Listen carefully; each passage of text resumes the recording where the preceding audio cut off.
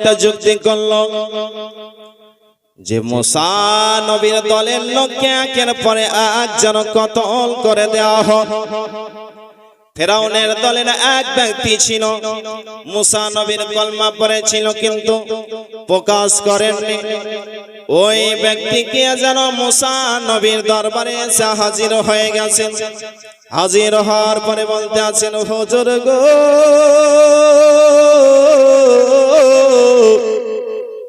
আপনার দলের সমস্ত ব্যক্তিকে, মানবগণকে একের পর এক যেন কতল করে দেবে ফেরাউন।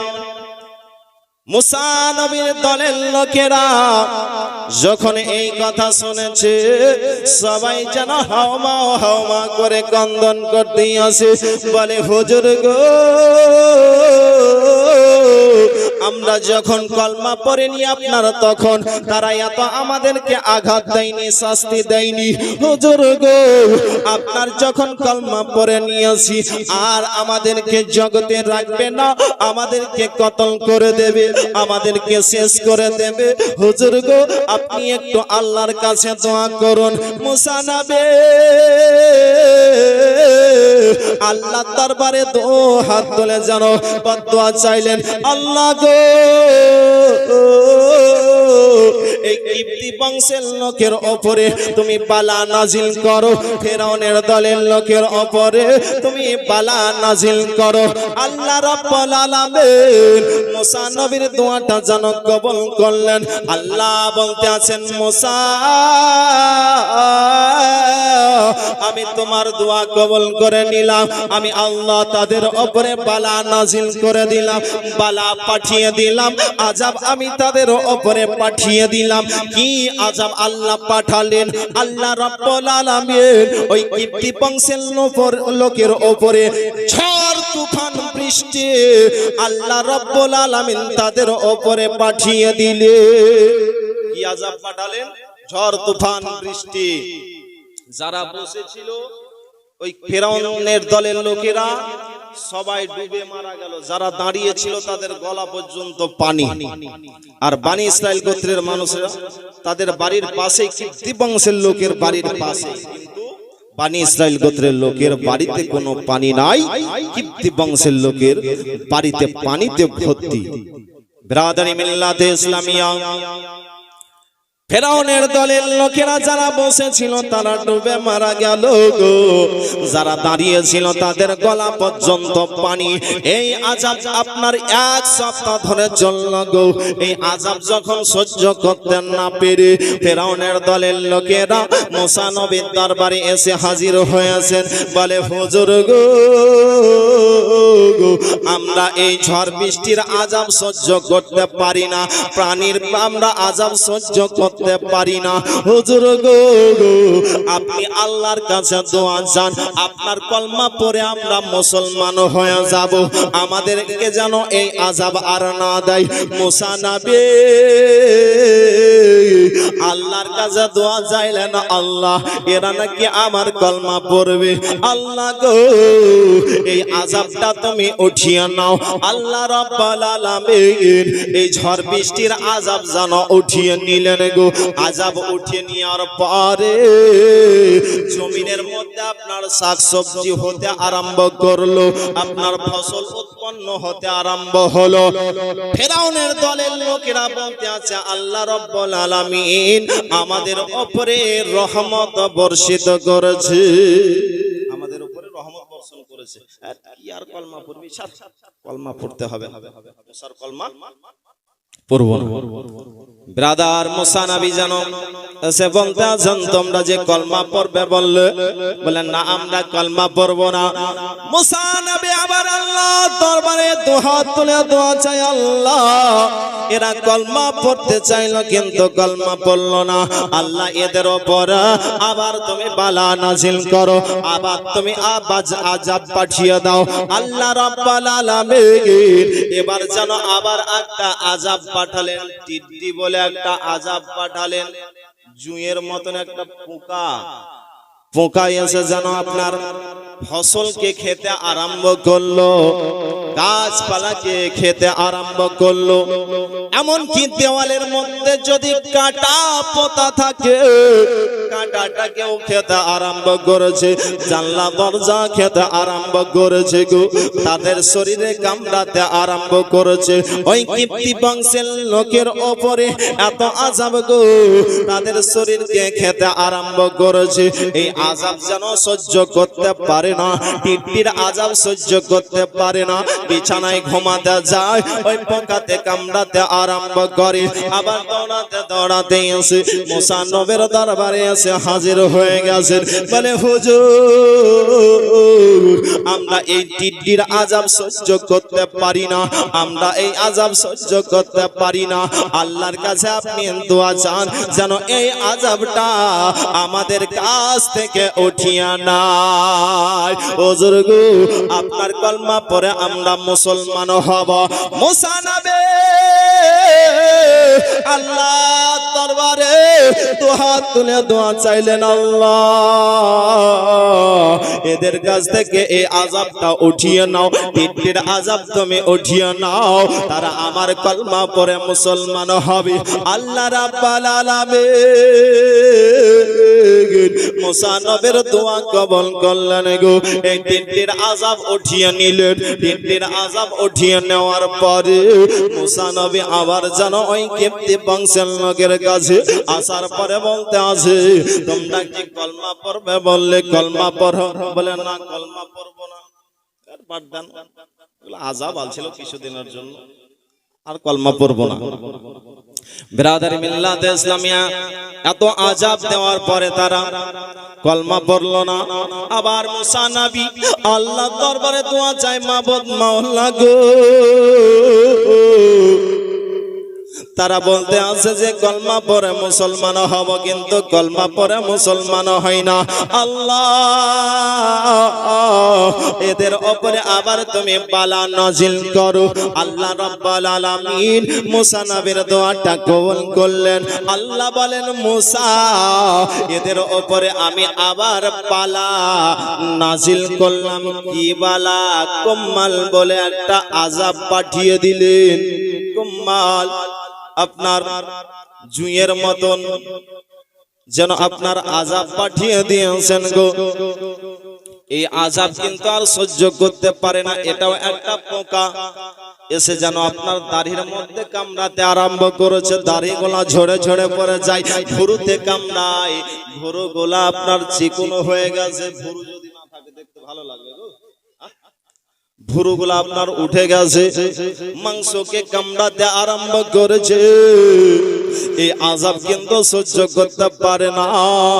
এক সপ্তাহ ধরে এই কুম্মালের আযাব দেয়, তবুও তারা মুসা নবীর কলমা পড়ে মুসলমান হয় না।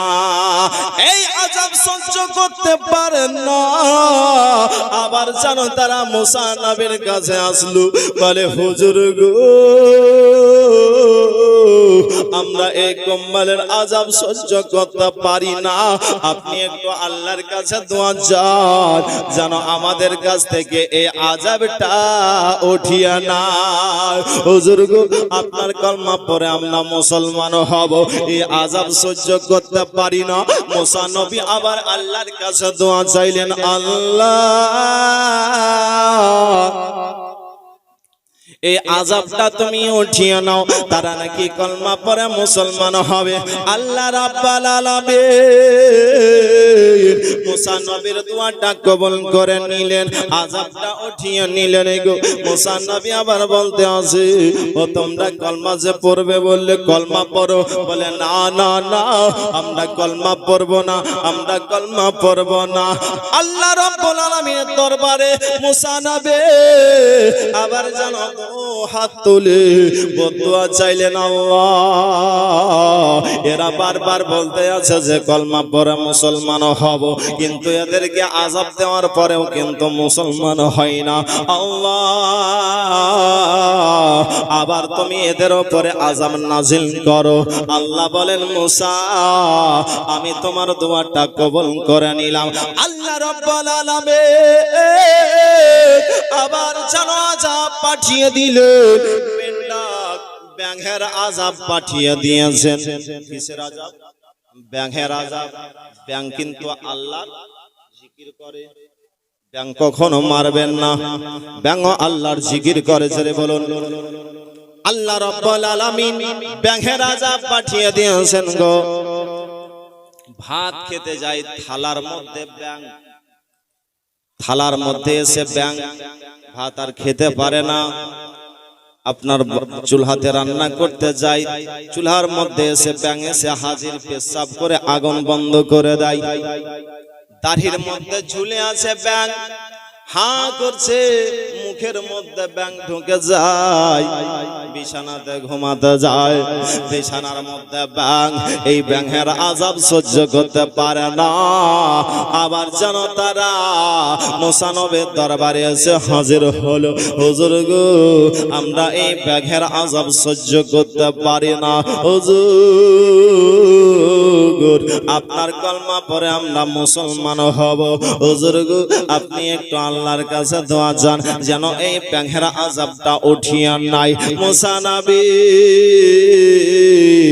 আবার আল্লাহর কাছে দোয়া চাইলেন, আল্লাহ এই ব্যাঙের আযাবটা তুমি উঠিয়ে নাও, তারা কলমা পড়ে মুসলমান হবে। আল্লাহ রাব্বুল আলামিন বলেন, মুসা আমি তোমার দোয়া কবুল করলাম, ব্যাঙের আযাবটা আমি উঠিয়ে নিলাম। বেরাদার তবুও তারা যেন এই আযাব দেওয়ার পরেও তারা মুসা নবীর কলমা পড়ে মুসলমান হলো না। মুসা নবী বলতে আছে, তোমরা যে বললে কলমা পড়ব, কিন্তু তোমরা কেন কলমা পড়ো না? এত তোমাদেরকে আযাব দেওয়া হয়, এত কষ্ট দেওয়া হয়, তবু কেন তোমরা কলমা পড়ো না? বলে না না আমরা কলমা পড়ব না। মুসা নবী আবার যেন আল্লাহর কাছে বদদোয়া চাইলেন, আল্লাহ এবার তুমি এদের উপরে বালা নাজিল করো, এদেরকে এত আযাব দেওয়া হচ্ছে, এত কষ্ট দেওয়া হয়, তবু তারা কলমা পড়ে মুসলমান হয় না। আল্লাহ গো এদের উপরে আবার তুমি আযাব নাজিল করো। আল্লাহ রাব্বুল আলামিন বলে, মুসা আবার তোমার আমি দোয়া কবুল করলাম, আল্লাহ আমি জানো ওদের উপরে ওই কিপ্তি বংশের উপরে আযাব পাঠিয়ে দিলাম। কি আযাব আবার আল্লাহ রাব্বুল আলামিন পাঠালেন? রক্তের আযাব পাঠিয়ে দিলেন। জোরে বলুন। এই ঘটনা কোথায় লেখা আছে? 9 পারা কোরআন মাজিদের মধ্যে, 9 পারা সূরা আল আরাফের মধ্যে 133 নাম্বার আয়াতের মধ্যে। বাবজি ভাইরা যিনারা কোরআন পড়তে জানেন, এই 33 নাম্বার 133 নাম্বার আয়াতটা আপনার তাফসীরটা পড়ে নেবেন, মানেটা পড়ে নেবেন, দেখতে পাবেন এই ঘটনা লেখা রয়েছে। ব্রাদার মিল্লাতে ইসলামিয়া আল্লাহ রাব্বুল আলামিন আবার যেন আযাব পাঠিয়ে দিলেন, রক্তের আযাব পাঠিয়ে দিয়েছেন গো।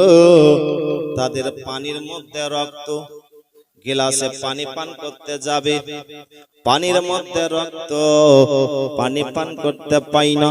কলসিতে পানি রাখা রয়েছে, কলসির মধ্যে যেন আপনার রক্ত, কুয়াতে পানি রয়েছে, কুয়ার মধ্যে যেন রক্ত। বেরাদার পানি পান করতে পাই না, পানির মধ্যে যেন রক্ত। বেরাদার কিপ্তি বংশের লোকেরা বনি ইসরাইল গোত্রের লোকের কাছে আসে, যেন বলতে আছে তোমরা একটু পানি দাও, আমরা আর বাঁচবো না, আমাদের গলা শুকিয়ে গেছে, জিহ্বা যেন বের হয়ে যাচ্ছে, আমরা পানি পান করতে পাই না, একটু তোমরা পানি দাও গো, পানি দাও। তারা যেন আপনার পানি ঢেলে দিচ্ছে কিপ্তি বংশের লোকের গিলাসের মধ্যে। তো শুধু ফেরাউনের দলের লোকের গিলাসে রক্ত আর রক্ত। বেরাদার তারা কি করলো বললো, ফেরাউনের দলের লোকেরা বলতে আছে, শোনো তোমরা তোমাদের মুখ থেকে আমাদের মুখের মধ্যে এরকম ভাবে পানি ঢেলে দাও। মুসা নবীর দলের লোকেরা পানি তাদের মুখে ঢেলে দিচ্ছে। তো ওদের মুখে শুধু খালি রক্ত আর রক্ত, পানি পান করতে পাই না। আবার জানো তারা বলতে আছে, হুজুর গো আমরা এই রক্তের আযাব সহ্য করতে পারি না, আপনি একটু আল্লাহর কাছে দোয়া চান, আপনার কালমা পড়ে আমরা মুসলমান হব, এই আযাবটা যেন উঠিয়ে নাই, রক্তের আযাব যেন আমাদের কাছ থেকে উঠিয়ে নাই। আমরা পানি পান করতে পাই না, আমাদের জিহ্বা বের হয়ে যাচ্ছে, আমাদের মহিলাদের স্তনের যেন দগ্ধ শুকিয়ে গেছে। হুজুর গো আপনি একটু দোয়া চান যেন এই রক্তের আযাবটা উঠিয়ে নাই। মুসা নবী আল্লাহর দরবারে ফরিয়াদ করতে আরম্ভ করলেন, আল্লাহ এই রক্তের আযাব তুমি উঠিয়ে নাও। আল্লাহ রাব্বুল আলামিন এই রক্তের আযাব উঠিয়ে নিলেন গো। মুসা নবী বলতে আছেন তোমরা কলমা পড়বে বললে, কিন্তু কলমা পড়ো, কলমা কিন্তু পড়ে না গো, কলমা তারা পড়লো না। ব্রাদার মিল্লাতে ইসলামিয়া এই দৃশ্য দেখে মুসা নবীর এই দৃশ্য দেখে কিছু সংখ্যক মানুষ তারা ভালোবাসতে আরম্ভ করলো গো।